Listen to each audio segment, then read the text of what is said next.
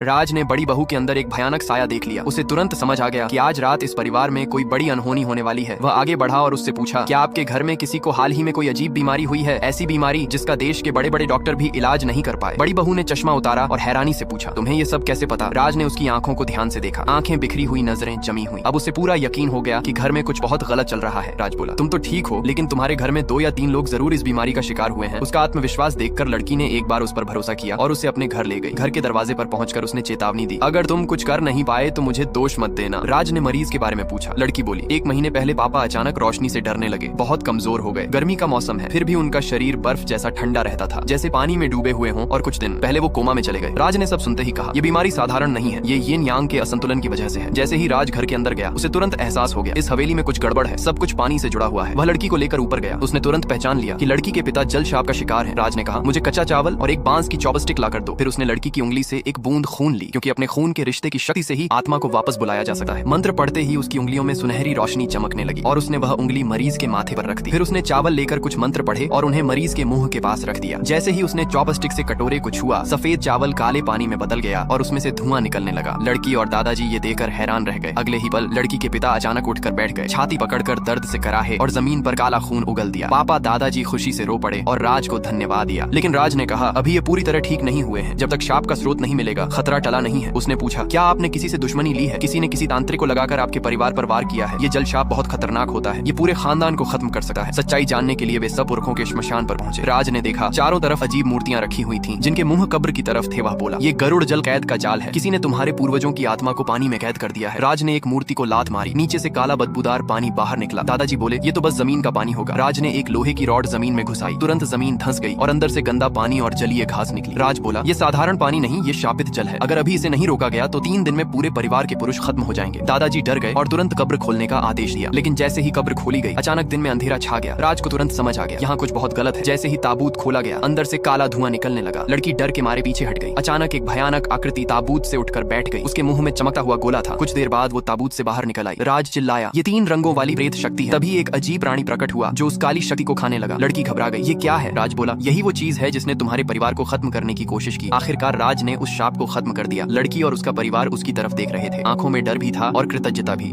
इस फोटो के लिए लाइक, सब्सक्राइब